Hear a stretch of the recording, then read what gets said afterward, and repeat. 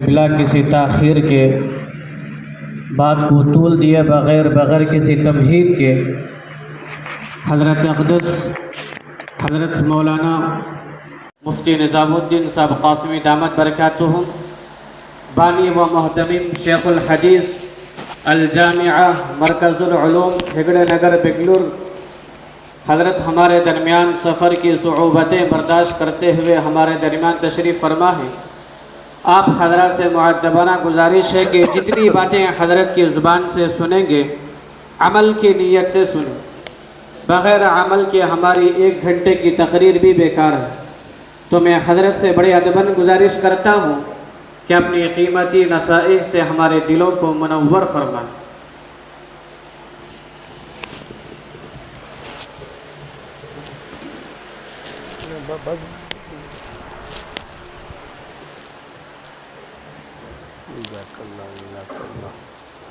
بہت جلدی ہماری باری آ گئی۔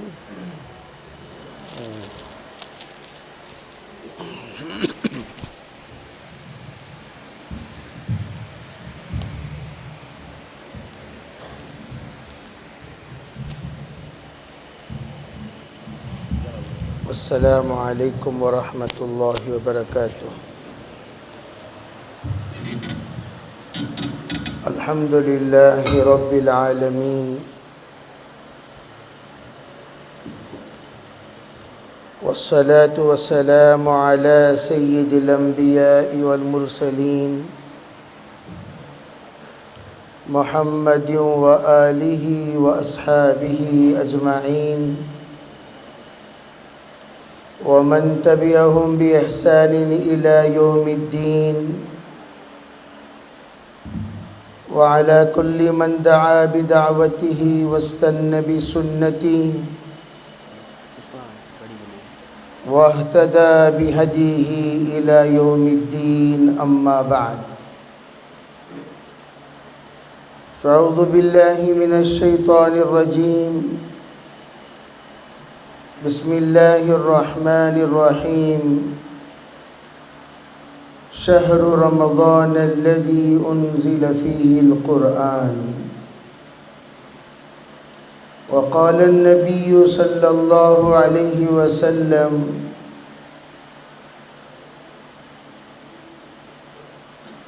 إن الله سبحانه وتعالى يقول، وَإِن سَلَّمْتَنِي فِيمَا أُرِيدُ كَفَيْتُكَ فِيمَا تُرِيدُ، اللهم أيدنا بتأييدك، اللهم أيدنا بتأييدك، اللهم أيدنا بتأييدك يا رب العالمين۔ محترم معزز حضرات علماء کرام، بزرگان دین، عزیز نوجوانوں، پردہ نشین محترم خواتین، دینی ماں و بہنوں، اس وقت ہم لوگ رمضان المبارک کے بالکل قریب ایام پر پہنچ چکے ہیں۔ ان قریب رمضان المبارک کی وہ گھڑیاں جس کا ایک عرصے سے انتظار ہے، ان گھڑیوں کا اعلان بھی ہوگا، اطلاع بھی دی جائے گی، اور وہ نورانی اعمال جو کچھ رمضان المبارک میں کیے جاتے ہیں، ان نورانی اعمال کی ابتدا بھی ہوگی، اور ایک بڑا مجمع رمضان المبارک کی تیاری میں ذہناً، فکراً، قلباً، بدناً تیاری کرنے میں لگ گیا ہے، اور ایک مخصوص اللہ والوں کا مجمع وہ رمضان المبارک کی تیاری میں روزوں کے ذریعے سے، نماز کی کثرت سے، تلاوت کی کثرت سے، ذکر کی کثرت سے وہ اپنے آپ کو تیاری میں لگا چکے ہیں۔ اور ایک مجمع جو ظاہری اعتبار سے رمضان کو دیکھتا ہے، وہ اپنے گھر کی پینٹنگ میں، اشیاء خریدنے میں، برتنوں کے سجانے میں، دسترخوان میں اور دیگر وہ اشیاء جو سحری اور افطاری سے متعلق ہیں ان میں لگ چکا ہے۔ اور ایک بڑا مجمع تاجروں کا، وہ بامبے اور سورت کے اسفار کے ذریعے سے اپنے دکانوں کو عید کے اشیاء سے بھرنا شروع کر دیے۔ اور ایک بڑا مجمع اپنے ہوٹلوں میں اور اپنے ان فروٹ کے اسٹالوں میں رمضان المبارک کی افطاری کی تیاری کے لیے سٹاک جمانا شروع کر دیے۔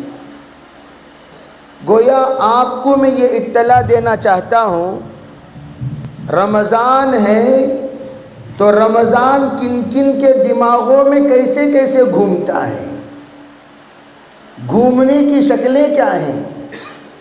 رمضان کا مقدمہ جس کا ظرف جیسا، جس کا دماغ جیسا، جس کا سوچ جیسا، جس کی فکر جیسی، وہ یوں سمجھتا ہے کہ میں رمضان المبارک کی تیاری میں لگا ہوں۔ اور سب کہتے ہیں بھئی ہم رمضان کی تیاری میں لگے ہیں، رمضان کی تیاری میں لگے ہیں، رمضان کی تیاری میں۔ ان سے پوچھو جناب کیا تیاری کرنے کو کہا گیا، تم کر کیا رہے ہو، کیا کرنے کو کہا گیا؟ مساجد والے مسجدوں کو سجانے میں فرش بچھا رہے ہیں، بہترین فرش، بہترین ماشاءاللہ دیگر تمام اشیاء، مسجدوں کو لائٹنگوں سے سجاؤ، مساجد کو پینٹنگوں سے سجاؤ۔ دماغ کمیٹی کا جو دماغ ہے وہ اس میں چلا تو اس میں انہوں نے اپنے آپ کو لگایا، دکان والوں کا جس میں چلا انہوں نے اپنے آپ کو لگایا، مکان والوں کا جس میں چلا انہوں نے اپنے آپ کو لگایا، افطاری کے اسٹالوں کا جس میں چلا اس نے اپنے آپ کو لگایا۔ گویا ہر ایک اپنے دماغ کے پیچھے رمضان المبارک کی تیاری میں لگا ہوا ہے۔ یہ نہیں دیکھا کہ قرآن نے تیاری کرنے کو کیا کہا، حدیث میں تیاری کرنے کو کیا کہا، سیرت نے تیاری کرنے کو کیا کہا، صحابہ نے تیاری کرنے کو کیا بتایا۔ حقیقی تیاری کس کو کہتے ہیں، اس سے ہمارا کچھ لینا دینا نہیں۔ رمضان کیا یہ تمام چیزوں کو دیکھنے کے لیے آ رہا ہے؟ تمہارے سموسوں کو، فروٹوں کو، دسترخوانوں کو، در و دیواروں کو، فرشوں کو، لائٹوں کو، برتنوں کو، یا تمہارے دکان کے سٹاکوں کو، رمضان کو اس سے لینے دینا کچھ نہیں۔ یہ تمام ایک ظاہری اسباب ہیں۔ اصل کیوں آ رہا ہے رمضان؟ رمضان مبارک کے آمد کا مقصد کیا ہے؟ رمضان کے آمد کے منشا کیا ہے؟ رمضان اللہ نے ہمیں عطا کیوں کیا؟ الیوم اکملت لکم دینکم اتممت علیکم نعمتی ورضیت لکم الاسلام دینا۔ اللہ نے تکمیل دین کے ذریعے سے جو کچھ بھی ہمیں عطا کیے ہیں اس میں جو رمضان کی تکمیل اللہ نے کیسے فرمائی؟ تمام نماز کامل، ختم نبوت کے دلائل میں ایک سب سے بڑی دلیل ہے اللہ نے دین کو مکمل کر دیا۔ معاشرے کی تکمیل ہو گئی، معاملات کی تکمیل ہو گئی، عبادات کی تکمیل ہو گئی، عقائد کی تکمیل ہو گئی، اخلاق کی تکمیل ہو گئی۔ اب کسی نبی کے آنے کی ضرورت نہیں۔ کیوں؟ ہمارے نبی نے سب چیزیں بتا دی، کیا چاہیے کیا نہیں چاہیے، کیا ہونا کیا نہیں ہونا، کیا ہے کیا نہیں ہے، کیا اوامر کیا نواہی، کیا صحیح کیا غلط، کیا اچھی کیا بری، کیا معصیت کیا حسنات۔ اللہ کے رسول نے واضح فرما دیا، کوئی گنجائش آپ نے نہیں چھوڑی کہ آپ اس کو پر کرو. ترکتکم فی البیضاء لیلھا ونہارھا سوا، میں نے تمہیں سفید میدان میں چھوڑا ہوں، بس شب و روز اس میں دونوں کے دونوں برابر ہیں. شب اور روز کیا مطلب؟ دن اور رات دونوں میں تم اس دین پر چل سکتے ہو. لیکن میرے عزیز بھائیوں، تیاری کے سلسلے میں ہم لوگ کوتاہ ہیں، کوتاہ. خواتین بھی سنو توجہ کے ساتھ، کیا چیزوں میں ہم لوگوں کو آگے بڑھنا چاہیے؟ حقیقت میں 4 باتوں میں آگے بڑھنا چاہیے. سب سے پہلی چیز، اپنے بدن کو رمضان کے قابل بناؤ. کھا کر کھاؤ کھجو مت بنو. جو لوگ زیادہ کھانے کے عادی ہوتے ہیں ان کو رمضان میں تکلیف زیادہ ہوتی ہے. کیوں؟ کھا کر عادی بن گئے. خوب. تو ہونا کیا چاہیے تھا؟ جس طرح حج کے موسم میں کہا جاتا ہے، حج میں کم غذا پر زیادہ محنت کرنے کے عادی بنو، تاکہ تم کم کھاؤ زیادہ طواف کر سکو، کم کھاؤ عمرہ کر سکو، کم کھاؤ نمازیں ادا کر سکو، کم کھاؤ اور پھر عبادتوں میں آپ کا دل لگ سکے اور من لگ سکے اور طاقت مل سکے. اس کے تم عادی بنو حج کو جانے سے پہلے. اسی طرح حضور صلی اللہ علیہ وسلم شعبان میں بارک لنا فی رجب و شعبان جو دعا سرکار کی ہے، اس میں علماء نے فرمایا رجب سے ہی آپ علیہ الصلاۃ والسلام رمضان المبارک کی مشق شروع کر دیتے تھے. کس اعتبار سے؟ نمازوں کی کثرت کے اعتبار سے. مشق، جیسے میں اکثر کہا کرتا ہوں، بھئی جو رنر ہوتا ہے، یعنی اس کو کیا کہتے ہیں؟ کھلاڑی، دوڑنے والا کھلاڑی. دوڑنے والے کھلاڑی کو ڈائریکٹ لا کر میدان میں دوڑایا نہیں جاتا. وہ میدان میں آنے سے پہلے 10 سال سے تیاری کرتا ہے. اپنے گاؤں میں دوڑتا ہے، گاؤں میں دوڑتے دوڑتے گاؤں کے کمپٹیشن میں فرسٹ آتا ہے.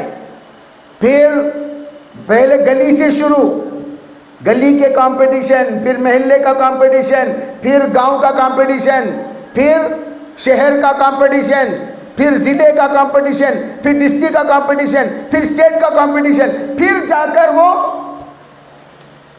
انٹرنیشنل لیول میں آتا ہے. اور مجھ سے پوچھو روزانہ کتنا دوڑتے ہو؟ بھئی چند گھنٹے، چند میٹر. اصل انٹرنیشنل کمپٹیشن میں دوڑنے سے پہلے کروڑوں میٹر دوڑ چکا ہوتا ہے. مشاق بن جاتا ہے. دوڑتے دوڑتے دوڑتے دوڑتے دوڑنے کا عادی بننے کے بعد پھر وہاں دوڑتا ہے جو فائنل میں دوڑنا ہوتا ہے. اسی طرح رجب اور شعبان میں محنت کرتے کرتے رمضان میں عبادت کے عادی بنتے ہیں. رجب اور شعبان میں تلاوت کرتے کرتے رمضان میں تلاوت کے عادی بنتے ہیں. رجب اور شعبان میں ذکر کرتے کرتے رمضان میں ذکر کے عادی بنتے ہیں. رجب اور شعبان میں کم کھاتے کھاتے رمضان مبارک میں سحری اور افطاری میں کم کھانے کے عادی بنتے ہیں. رمضان مبارک کی تیاری میں رجب اور شعبان میں روزہ رکھتے رکھتے پھر رمضان المبارک میں روزے کے اہتمام کا عادی بنتے ہیں. تو گویا اللہم بارک لنا فی رجب کا معنی کیا ہے؟ معنی یوں، اللہم بارک فی تلاوتنا، اللہم بارک فی صلاتنا، اللہم بارک فی جہدنا، اللہم بارک فی سعینا، اللہم بارک فی حیاتنا، اللہم بارک فی اذکارنا، اللہم بارک فی اورادنا. یہ تمام چیزوں میں برکت مراد ہے کہ یا اللہ ہمارے تقوی میں، طہارت میں، توکل میں، اخلاص میں برکت عطا فرما تاکہ وہ برکات رمضان میں بھی باقی رہے. یہ ہے اللہم بارک لنا فی رجب و شعبان. تو برکت کی دعا مانگی گئی. اب ہم لوگ استقبال رمضان کرتے ہیں. کیسا بھی کرتے ہو استقبال؟ بتاؤ کیا کرتے ہو استقبال؟ داماد کی طرح استقبال کرو گے رمضان کا؟ جس طرح داماد کے استقبال کرتے ہیں اس طرح استقبال ہوتا ہے رمضان کا. رمضان کا استقبال کیسے ہوتا ہے؟ اور ہم داماد کی طرح بھائی استقبال رمضان کرو، کیا پینٹ مارو، استقبال رمضان کرو، کیا فرش بچھاؤ، استقبال رمضان کرو، کیا کراکری خریدو، استقبال رمضان خریدو، کیا بہترین دسترخوان. لا حول ولا قوہ. رمضان تمہارے دسترخوان دیکھنے، فروٹ دیکھنے، در و دیوار دیکھنے آ رہا ہے. لن ینال اللہ لحومها ولا دماؤها. اللہ تعالیٰ نے فصل فرما دیا، تمہارے گوشت، تمہارے جانور اللہ دیکھنے کے لیے نہیں آ رہا ہے. بقرعید میں اللہ کو تمہارے جانوروں سے لینا دینا کچھ نہیں، تمہارے خون سے لینا دینا کچھ نہیں، بلکہ اللہ کیا دیکھتا ہے؟ وَلَكِنْ يَنَالُهُ التَّقْوَى مِنْكُمْ. یہی اصول کلی ہیں تمام عبادتوں میں. اللہ نہ ہمارا لباس دیکھتا ہے، نہ اللہ ہمارا ظاہر دیکھتا ہے، نہ اللہ ہمارے ان اشیاء کو دیکھتا ہے، نہ اللہ ہمارے ان ظروف کو دیکھتا ہے. اللہ جو دیکھتا ہے وہ کیا دیکھتا ہے؟ اللہ یہ دیکھتا ہے اس کے دل میں میرے احکام کی قدر کتنی ہے. رمضان دیکھتے ہی رمضان کی گھڑیاں آئیں گی اور دستک دیں گی. ہم نے اعلان کیا رمضان مرحبا، رمضان اہلن و سہلن، رمضان ویلکم.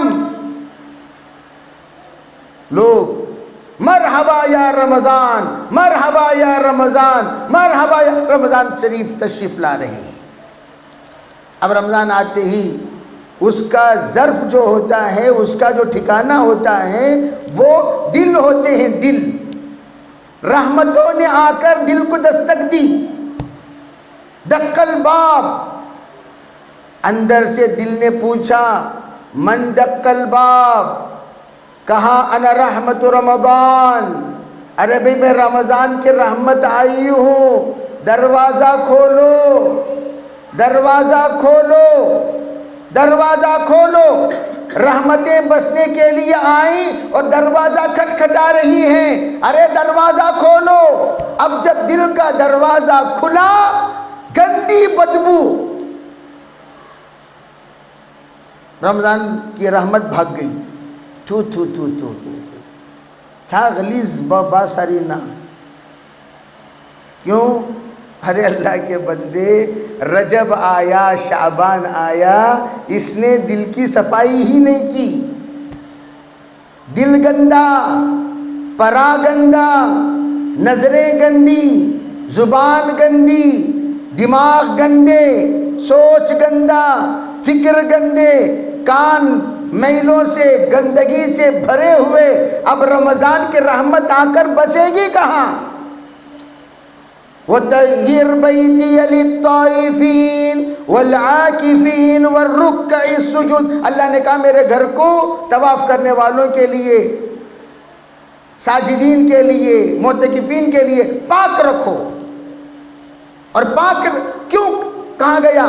رحمت بسنے کی جگہ پاک ہوتی ہے. چنانچہ ہم مسجد کو آتے ہوئے کیا دعا پڑھتے ہیں؟ اللہم افتح لی ابواب رحمت کی جگہ پاک ہوتی ہے، اور پاک کرنے کا اللہ نے حکم دیا. تو پتہ چلا تمام مسجد کو پاک رکھا کرو. تنظیف المساجد، مسجد کو پاک رکھو. مسجد رحمتوں کی جگہ ہے، مسجد کو گندی مت کرو. مسجد کو گند سے دور رکھو، کچرے سے دور رکھو، پاک رکھو. مسجد رحمتوں کی جگہ ہے. پتہ چلا رحمت کا جو ظرف ہے وہ پاک ہونا چاہیے. رحمت آئی، دروازہ کھٹکھٹائی. دلوں کا دروازہ، کانوں کا دروازہ، نظروں کا دروازہ، سوچ کا دروازہ، فکروں کا دروازہ، خیالات کا دروازہ. جب دروازہ کھٹکھٹائی، دروازہ کھلا تو گندگی سے بھرا ہوا ہے. اب رحمت ناک پکڑ کر، یہ کیا ہے غلیظ، کہتا غلیظ ہے نا یہ. ہمیں لوگ بیت الخلاء کو جاتے ہیں. بیت الخلاء میں حالانکہ انہیں رہنے کی جگہ الخبثی، اللہم انی اعوذ بک من الخبثی والخبائث. خبثی والخبائث کی جگہ جب ہم پہنچے، ہم نے خبثی والخبائث کی جگہ میں گندگی دیکھی، بھاگ کر آ گئے. کیا جی تغلیظ ہے نا بیت الخلاء. ارے وہ بیت الخلاء نہ بھی جاؤ، پرواہ نہیں. وہاں کیا جا کر عطر لگانے کی جگہ کیا وہ غلیظ جگہ غلیظ چیز ہی کرنے والے ہیں. جائیے پیشاب اور پاخانہ کرنے کے لیے جگہ کا پاک ہونا تھوڑی ضروری ہے. کوئی جائے گا بھائی؟ ارے بھائی کوئی جائے گا؟ جب بیت الخلا گندا ہو انسان جانے کو تیار نہیں، جبکہ وہاں جا کر گندگی ہی کرنی ہے. خبث والخبائث کا مکان ہے، خبث والخبائث کی جگہ پر گندگی ہونے کے باوجود انسان اندر جانے کو تیار نہیں، فوراً باہر آ جاتا ہے اور بھنگی کو بھیج کر کہتا ہے پہلے صفائی کرو، پاک کرو. ٹرین کے بیت الخلا میں تم جانے کو تیار نہیں، گھر کے بیت الخلا میں تم جانے کو تیار نہیں.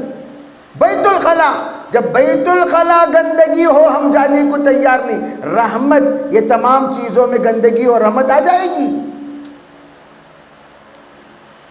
اسی لیے کہا گیا رمضان سے پہلے ان کی صفائی کرو، دلوں کی صفائی کرو، نظروں کی صفائی کرو، سوچ کی صفائی کرو، دماغ کی صفائی کرو، افعال کی صفائی کرو، معاشرے کی صفائی کرو، اخلاق کی صفائی کرو، معاملات کی صفائی کرو، اندر کی صفائی کرو، باہر کی صفائی کرو. جب یہ تمام کی صفائی کرو گے، کیسے؟ استغفروا ربکم التائب من الذنب کمن لا ذنب لہ. تمام گناہوں کی گندگی سے جب تم صاف کرو گے تب جا کر وہ صفائی کے بعد رحمت. تھانوی سے پوچھا گیا حضرت ترتیب کیا ہوگی؟ کہا استغفار کے ذریعے سے صفائی کرو اور کلمات کے ذریعے سے اس کو پاک کرو. ایک ہے صفائی کرنا پاک، ایک ہے پاک کرنا. بھئی صاف ہے لیکن پاک نہیں ہے، پاک ہے لیکن صاف نہیں ہے. ایک ہے پاکی، ایک ہے صفائی. کیا مطلب؟ آپ نے کپڑے کو صابن لگا کر پاک کیا اور پاک کرنے کے بعد آپ استری لگا کر صاف کرتے ہیں. پہلے کیا کرتے ہیں بھائی؟ صابن لگا کر کپڑے کو پاک کرتے ہیں، بعد میں استری لگا کر کپڑے کو صاف کرتے ہیں. صاف الگ ہے، پاک الگ ہے. پاکی حکمی اعتبار سے ہے اور صفائی نظری اعتبار سے ہے، ظاہری اعتبار سے. پاکی ہو گئی اور صفائی ہو گئی، دونوں ہو گئی. اب تیسری چیز معطر کرو. معطر کیا کرو؟ ارے معطر کے معنی عطر لگانا، خوشبو لگانا، اسے کیا کہتے ہیں؟ معطر کرو. خوشبو کے ذریعے سے اسے معطر کرو. وہ بھی خوشبو کون سی؟ جنازے کی نہیں. ایک صاحب عشاء کی نماز میں تشریف لائے، امام صاحب نماز پڑھا رہے تھے. مسجد جمیل دارالعلوم شاہ ولی اللہ کی مسجد. ہم کیا دیکھ رہے؟ نماز پڑھایا، نماز پڑھانے کے بعد وہ مولوی عبدالستار نماز پڑھا کر ختم کیا، الصلاۃ الجنازہ، صلاۃ الجنازہ. بھائی ہم نگران تھے، باہر جا کر دیکھے تو جنازہ نہیں ہے. میں آ کر بولا جی ادھر آؤ جی، جنازہ نہیں ہے. اعلان کیوں کرے بھائی؟ نہیں حضرت، دوسری رکعت پہ جنازے کی خوشبو آئی. کیا آئی؟ ہم یہاں بات کر ہی رہے ہیں، اچانک پھر خوشبو آئی مجھے. کیا ہوا؟ وہ جنازے کی تر لگا لے کر جو جناب تشریف لائے تھے انہوں میرے بازو سے گزرے، بھاگے. کون سی گرفتاری؟ یہ خوشبو کو دیکھ کر امام صاحب نے کیا اعلان کر دیا. تو اس طرح بعض لوگ میتوں کے بچے ہوئے اطراء سب لگا جاتی. تو لوگ کیا سمجھتے ہیں؟ جنازہ آ گیا، حالانکہ جنازہ نہیں. جنازے کو کا عطر چرایا ہوا انسان آیا، لگایا ہوا انسان آیا جو اس عطر سے معطر. تو عطروں میں بھی الگ الگ لوگوں نے تقسیم کر رکھے ہیں. یہ جنازے کے عطر ہیں تو جنازے کے عطر جنازے کے لیے. تو معطر کریں. 3 کام: استغفار سے پاکی ہوتی ہے، کلمات سے صفائی ہوتی ہے، درود شریف سے معطر ہوتا ہے. اب جب آپ ماشاءاللہ اپنے دل کو، اپنے دماغ کو، اپنے تمام گناہوں کو، جو کچھ ہم نے اپنی زندگی میں جانے انجانے میں کیے وہ تو سب کیے ہیں، البر لا یبلا والذنب لا ینسا، البر لا یبلا والذنب لا ینسا، احسان کبھی پرانا نہیں ہوتا، گناہ کبھی بھولا نہیں جاتا۔ گناہوں کو بھولو مت، میرا پرانا گناہ، 10 سال پہلے کا گناہ، 20 سال پہلے کا گناہ، حج سے پہلے کا گناہ، چلے سے پہلے کا گناہ، 4 ماہ پہلے سے گناہ، گناہ کو بھولو مت۔ زبانی گناہ، نظر کے گناہ، سماعت کے گناہ، جو بھی گناہ ہے گناہوں کو بھولو مت۔ گناہ گناہ ہوتا ہے، وہ گناہ انبیاء علیہم السلام، حضرت آدم، جنت میں جو بھول ہوئی قیامت میں بھی یاد رکھ رہے ہیں۔ جاؤ بے جاؤ، معذرت چاہتا ہوں، میں نہیں آ سکتا۔ کیوں نہیں آ سکتے؟ صاف کہہ رہے ہیں، اس لیے میں نہیں آ سکتا کہ میں آؤں گا تو کیا ہوگا؟ میں آؤں گا تو کیا ہوگا؟ میں اگر آؤں گا تو لوگ، اللہ تعالیٰ کہے گا آدم کیا منہ لے کے آیا؟ کیا منہ لے کے آیا؟ بھول گئے تم؟ وَلَا تَقْرَبَا هَذِهِ الشَّجَرَةَ فَتَكُونَا مِنَ الظَّالِمِينَ، ہم نے کہا تھا اس کے قریب بھی نہ آنا ورنہ ظالم ہو جاؤ گے تم دونوں، لیکن تم آئے تھے، اور آج تم سفارش کے لیے آئے ہو، کیا منہ لے کے آئے؟ میں کیا جواب دوں گا؟ حضرت آدم کو اپنا وہ بھول یاد آ رہا ہے، حضرت نوح علیہ السلام کو یاد آ رہا ہے اپنے بیٹے کی سفارش کرنا، حضرت ابراہیم کو یاد آ رہا ہے وہ 3 باتیں، اور حضرت موسیٰ کو اور حضرت عیسیٰ کو وہ تمام باتیں ان کو یاد آ رہی ہیں۔ لوگوں نے کیا، حضرت عیسیٰ ڈر رہے ہیں۔ اللہ اگر پوچھے گا انت قلت للناس، لوگوں سے تم نے کہا تھا کہ تمہیں اور تمہاری ماں کو معبود بنا لو، اللہ کو چھوڑ دو؟ کہا یا اللہ میں نے کیا کہا آپ جانتے ہیں، میں نے نہیں کہا، میں نے نہیں کہا۔ لیکن آج کل لوگ گناہ کرنے کے باوجود جرأت، کوئی ڈر نہیں۔ اور یاد رکھنا میرے عزیز بھائیوں، گناہ کو معمولی مت سمجھو، گناہ خطرناک زہر ہے، خطرناک زہر۔ بچپن میں کبھی سائیکل چلاتے ہوئے مجھے مار لگا، 15 سال بعد اس کی تکلیف ہوئی۔ ڈاکٹر نے کہا کبھی آپ سائیکل پر سے گرے تھے؟ کہا ہاں گرا تھا۔ کہا اس کی تکلیف اب ظاہر ہو رہی ہے، وہ زخم جو لگا تھا وہ زخم اب کچا ہو گیا، اب ابھرا ہے، اب اس کی وجہ سے انفیکشن ہے۔ حالت اتنی خراب ہوئی، اتنی خراب ہوئی، ویل چیئر میں آیا عید کے دن بیان کرنے کے لیے۔ جب پرانا زخم تازہ ہو سکتا ہے، پرانا گناہ انتقام نہیں لے سکتا۔ آج کل لوگ پوچھتے حضرت بے برکتی ہے، حضرت لڑائی ہے، حضرت سکون نہیں ہے، حضرت زندگی میں برکت نہیں، زندگی میں وفا نہیں، وفا نہیں، بیوی بے وفا، بچے بے وفا، بھائی بے وفا، جس پر میں نے احسان کیا وہ بے وفا۔ ایسا زمانہ ہو گیا، بس اس وقت میں اپنا دکھ اور درد کسے سناؤں؟ میرے بچے کے ساتھ یہ حالات، میرے بہو کے ساتھ یہ حالات، میرے نواسے کے ساتھ یہ حالات، میرے پوترے کے ساتھ یہ حالات۔ یہ جو حالات اس وقت آ رہے ہیں، اس کا حل کیا ہے؟ پچھلے گناہوں کو یاد کر کے توبہ کرو۔ ہم لوگ حج کو جا کر آتے ہی جبریل کی اولاد سمجھ جاتے اپنے آپ کو، یوں سمجھتے مجھ سے کوئی غلطی نہیں ہوتی، میں تو جبریل کی اولاد ہوں۔ اور اللہ ہماری حفاظت فرمائے، ذرا مال اور دولت کچھ نیکی کرنا شروع کیا تو کیا کیا؟ وہ اپنے آپ کو یوں سمجھتا ہے تمام گناہوں سے میں پاک ہو گیا۔ بعض لوگوں کو استغفار کرو، توبہ کرو، جب کہا جاتا ہے غصہ جاتا ہے، کیا ہمیں سبھی پیوٹاں دکھ رہی کیا تم نا؟ کیا ہمیں سبھی گنجڑاں دکھ رہی کیا ہمیں سبھی کیا دکھ رہی؟ انسان ہے کیا؟ ہمیں بار بار توبہ کرو، توبہ کرو، توبہ کرو، توبہ کرو، کیا سمجھ کو بھی بولتی سوتی میں توبہ کرو؟ کیا حرام خورا ہمیں؟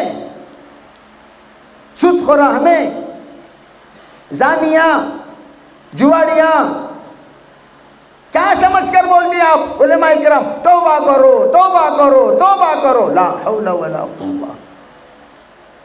ارے بے وقوف انسان، نادان انسان، ان پڑھ انسان، گوار انسان، جاہل انسان، توبہ صرف گناہوں کی معافی کے لیے نہیں، توبہ کرنا 7 وجوہات کی وجہ سے ہوتا ہے۔ خالی ہمارے دماغوں میں یہ ہے توبہ کرنا صرف گناہوں پر، توبہ کرنا صرف گناہوں پر، توبہ کرنا صرف گناہوں پر۔ ارے بھئی گناہوں پر بھی توبہ کرتے ہیں، کس پر؟ گناہ اگر سرزد ہو جائے اس پر بھی توبہ کی جاتی ہے، لیکن توجہ سے سنو، گناہوں کے اثرات تمہاری نسلوں میں نہ چلے، گناہوں کے اثرات سے تمہارا خاندان محفوظ رہے، گناہوں کے اثرات سے تمہاری اولاد محفوظ رہے، گناہوں کے اثرات سے تمہاری 7 پیڑھیاں محفوظ رہیں، اس کے لیے بھی توبہ ہے۔ اتنا ہی نہیں، اولاد کو اگر تم فرما بردار کرنا چاہتے ہو توبہ کرو، مال میں اگر برکت پیدا کرنا چاہتے ہو توبہ کرو، اگر تم اپنے مال بے روزگاری کو روزگاری لانا چاہتے ہو توبہ کرو، اگر تم اپنی زندگی میں برکت کو لانا چاہتے ہو توبہ کرو، اگر تم اپنی زندگی کو عزت کے ساتھ گزار کر عزت کے ساتھ ختم کرنا چاہتے ہو توبہ کرو۔ توبہ کرنا صرف ایک پہلو پر نہیں، کئی پہلوؤں کے لیے ہوتا ہے۔ انی استغفر فی الیوم 70 مرہ، اے لوگو توبہ کرو، اے لوگو توبہ کرو، اے لوگو توبہ کرو، میں میرے دن بھر سرکار دو عالم صلی اللہ علیہ وسلم فرماتے ہیں 70 مرتبہ توبہ کرتا ہوں، میں توبہ کرتا ہوں رفع درجات کے لیے، میں توبہ کرتا ہوں شکریہ کے طور پر، میں توبہ کرتا ہوں کما حقہ، اللہ کا حکم ادا نہ کرنے پر میں توبہ کرتا ہوں، کما حقہ دعوت کے حقوق کو ادا نہ کرنے پر میں توبہ کرتا ہوں، میرے تعلیم و تعلم کے قصور پر میں توبہ کرتا ہوں۔ کیوں؟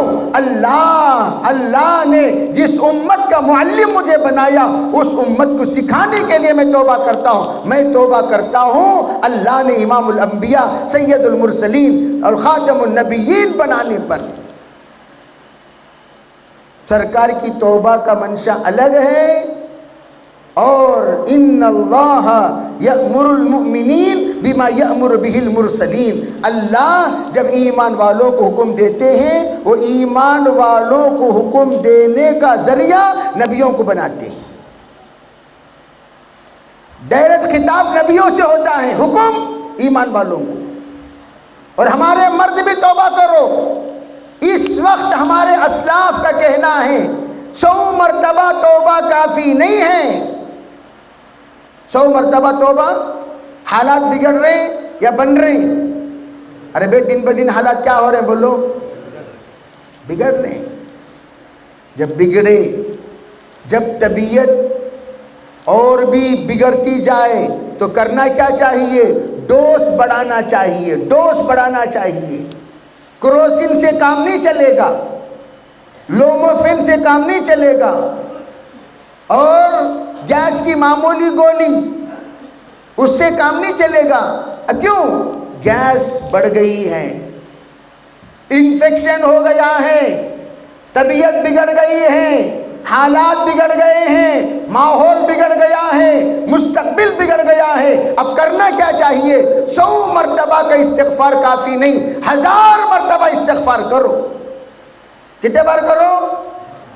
ارے بولے بھائی کتنے بار کرو؟ 1000 1000 مرہ۔ خالی 100 بار کرنا کافی نہیں، موبائل جو ہاتھ میں ہے بار بار ہمارے اس پر 500 بار الگ سے کرنا، 1000 بار کرو۔ کیوں؟ بگڑا ہوا زمانہ، بگڑی ہوئی طبیعت، بگڑا ہوا مزاج، بگڑی ہوئی صحبت، بگڑے ہوئے حالات، بگڑا ہوا مستقبل، مایوسی، ان تمام کو حالات حاضرہ پر لانے کے لیے حالات حاضرہ کو مد نظر رکھ کر 1000 بار کرو توبہ۔ وہ توبہ ہمیں مصفا، منقع، مجلہ، مزکا کر دے گا۔ اللہ ہمیں روشن بنا دیں گے۔ اللہم اجعلنی نورا، اللہم اجعل فی یمینی نورا وفی شمالی نورا وفی امامی نورا وفی خلفی نورا وفی فوقی نورا ومن تحت نورا، اللہم اجعلنی نورا، یا اللہ مجھے خود سراپا نور بنا دے، دائیں بھی نور، بائیں بھی نور، آگے بھی نور، پیچھے بھی نور، اوپر بھی نور، نیچے بھی نور۔ اللہ سب کو نور بنائیں گے۔ وہ کب بنائیں گے؟ جو توبہ کریں گے، توبہ کریں گے۔ توبہ کوئی معمولی چیز نہیں، بہت بڑی نعمت ہے۔ توبہ کوئی معمولی چیز نہیں، بہت بڑی نعمت ہے۔ اس لیے میرے عزیز بھائیوں، اللہ سے توبہ کریں۔ ماں بھی توبہ کرے، باپ بھی توبہ کرے۔ ماں باپ کی توبہ کا اثر اللہ اولاد کو فرما بردار اور نیک بنا دیں گے۔ اللہ خاندان کو نیک بنائیں گے، خاندان کو پاک بنا دیں گے، خاندان کو بابرکت بنا دیں گے توبہ کی وجہ سے۔ یہاں آ جائیے، بیٹھ جاؤ بھائی، اتنا جلدی کا پیشاب شروع ہو گیا؟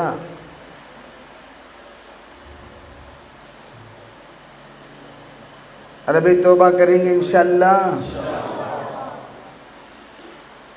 توبہ یہ بنیادی چیز ہے۔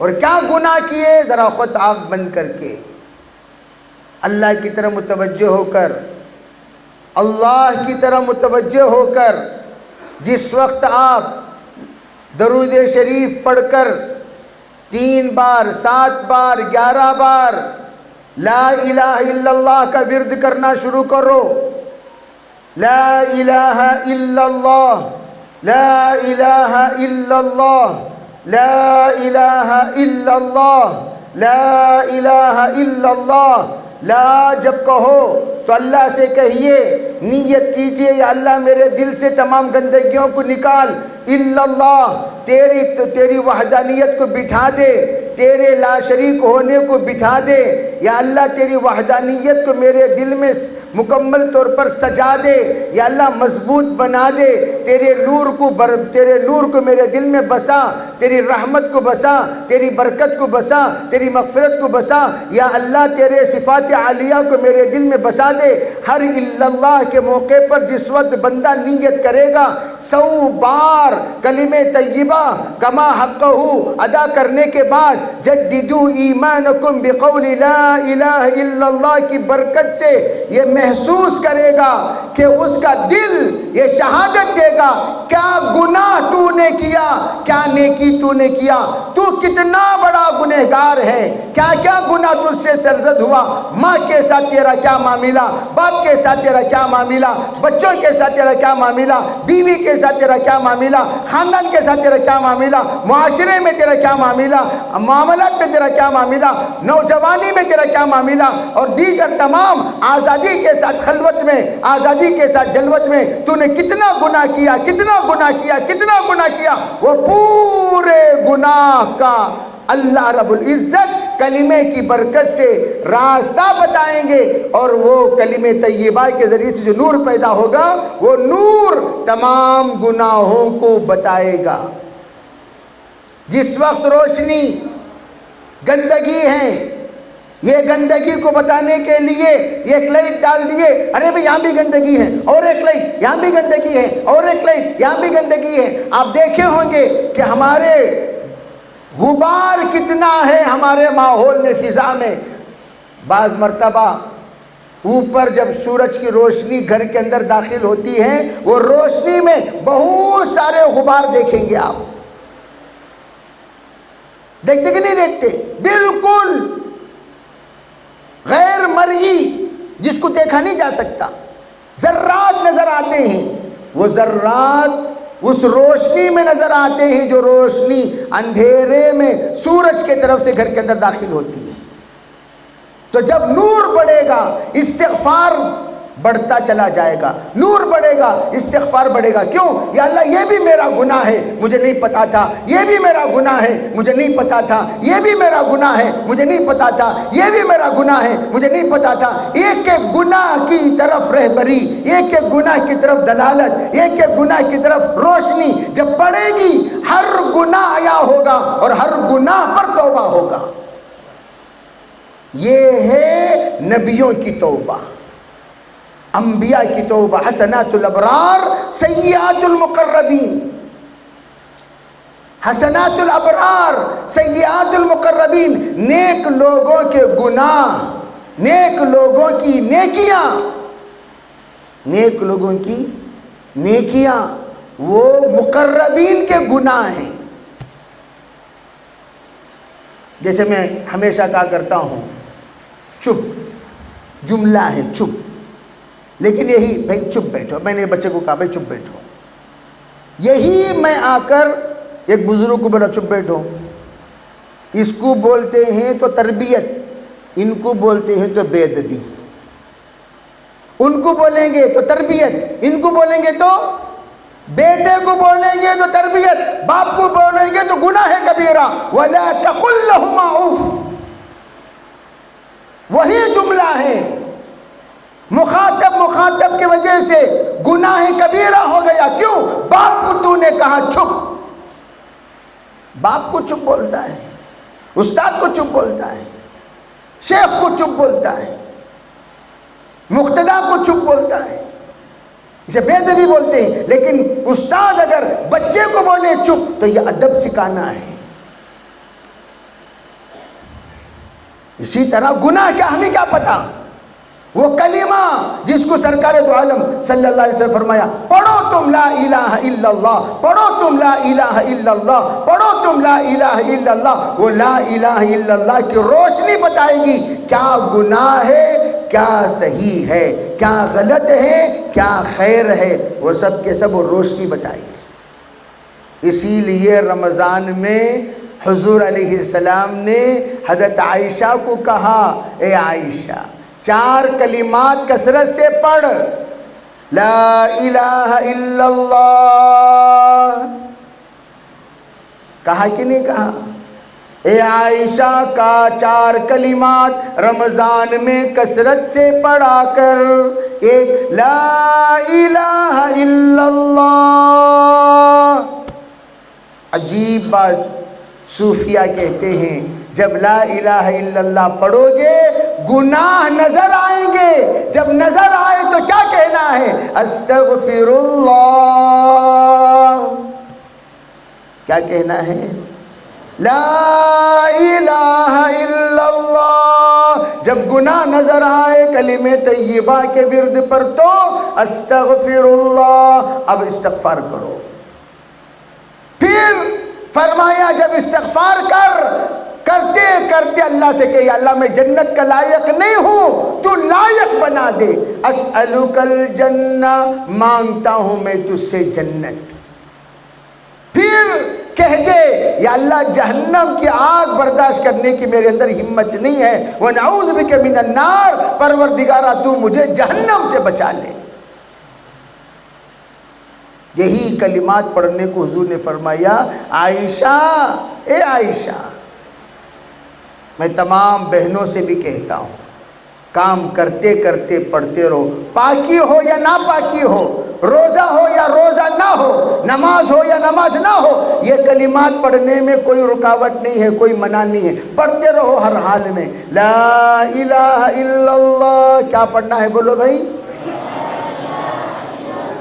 استغفر اللہ، اسألک الجنہ،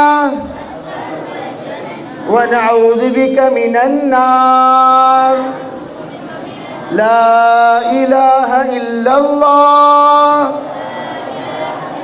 استغفر اللہ. آنکھ بند کرو اور اللہ سے نیت کرو، یا اللہ کلمے کے ذریعے سے نور پیدا فرما، استغفار کے ذریعے سے گناہ معاف فرما. یا اللہ جنت کا مجھے لائق بنا، جہنم سے اپنے فضل و کرم سے بچا لے. اسی نیت کے ساتھ یہ کلمات کا ورد کریں. لا الہ الا اللہ استغفر اللہ اسألک الجنہ ونعوذ بک من النار. لا الہ الا اللہ استغفر اللہ اسألک الجنہ ونعوذ بک من النار. لا الہ الا اللہ استغفر اللہ اسألک الجنہ ونعوذ بک من النار. اسی لیے افطاری کے موقع پر حضور نے یہ دعا سکھائی. یا واسع الفضل اغفر لی یا واسع الفضل اغفر لی یا واسع الفضل اغفر لی. اے وسیع عطا والے اس ناچیز اس گنہگار کی مغفرت فرما دے. اے وسیع عطا والے اس ناچیز و گنہگار کی مغفرت فرما دے. اے وسیع عطا والے میرے پاس کوئی عمل نہیں سوائے روزے کے. یہ روزہ بھی تیری توفیق سے میں نے رکھا. اے پروردگار اس گنہگار بندی اور بندے کو اے اللہ تو معاف کر دے مغفرت فرما دے. یہ دعا مانگنے کو کہا. یہ تمام مضامین ہمیں اللہ کی طرف رجوع ہونے کی دعوت دیتے ہیں. مضامین استقبال رمضان کے بہت وسیع ہیں. وقت کا دامن تنگ ہے اس لیے چند ہی کلمات پر میں آپ حضرات سے بس اتنی گزارش کروں گا. توبہ کریں استغفار کریں نیت کریں. یا اللہ جیسا پچھلا رمضان ہمارا غفلت میں گزر گیا یہ رمضان ہمیں غفلت سے گزرنے نہ دے. اللہ سے خوب دعا مانگ کر میں تمام ساتھیوں سے کہتا ہوں اللہ جن جن کو ساتھ دیا ہے نیت کرو انشاءاللہ آخری عشرہ ہم سب اعتکاف کریں گے اور اللہ سے خوب اپنے گناہوں سے معافی مانگیں گے. اپنے ملک کے لیے امن مانگیں گے. ملک کے لیے سکون مانگیں گے. ملک کے لیے صحیح رہبر مانگیں گے. ملک کے لیے اسلام کے تحفظ مسلمانوں کے تحفظ مساجد و مدارس و خانقاہوں کی تحفظ اللہ تعالیٰ سے ملک کے لیے بہترین مستقبل مانگیں گے اور یوں کہیں گے یا اللہ ہماری اولاد کے بھی مستقبل تو بہتر سے بہترین بنا دے. اس کے لیے اس وقت ہمارے اسلاف ہمارا اکابر جو آئی ڈی کارڈ وغیرہ ووٹر آئی ڈی وغیرہ بنانے کی سب سے زیادہ جو زور دے رہے ہیں تاکہ ملک کے امن میں ہم لوگوں کا جو انتخاب کا فریضہ ہے وہ فریضہ ہم میں سر یہ بلا کسی ناغہ انجام دینے والے بنے. اس لیے کہ ملک کے حالات بہت سنگین ہے. کیا ہونے والے ہیں اللہ کے علاوہ کوئی نہیں جانتا. بس ہم تو یوں کہتے ہیں فَمَكَرُوا وَمَكَرَ اللَّهُ وَاللَّهُ خَيْرُ الْمَاكِرِينَ. لوگوں کو مکر کرنے دو اور اللہ بھی ایک فیصلہ کر رکھا ہے لیکن اللہ سے بڑھ کر کوئی خیر کا فیصلہ کرنے والا نہیں.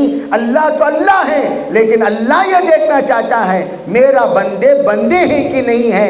جب ہم بندے بن جائیں پھر ہمارا اللہ اپنی پوری قدرت کے ساتھ ہماری مدد کرے گا اور ہمارے بندوں کو بندگی بنانے کے لیے اللہ نے ہمیں رمضان دیا ہے. نیت کرو انشاءاللہ یہ رمضان ہمارے لیے ایسی تاریخی رمضان ہوگا. اس رمضان میں ہم ہندوستان کی تقدیر کو عبادت کی دعاؤں کی تدبیر سے ہم انشاءاللہ بدلیں گے. سب بدلنے کی کوشش کریں گے بھی انشاءاللہ. وآخر دعوانا الحمدللہ رب العالمین.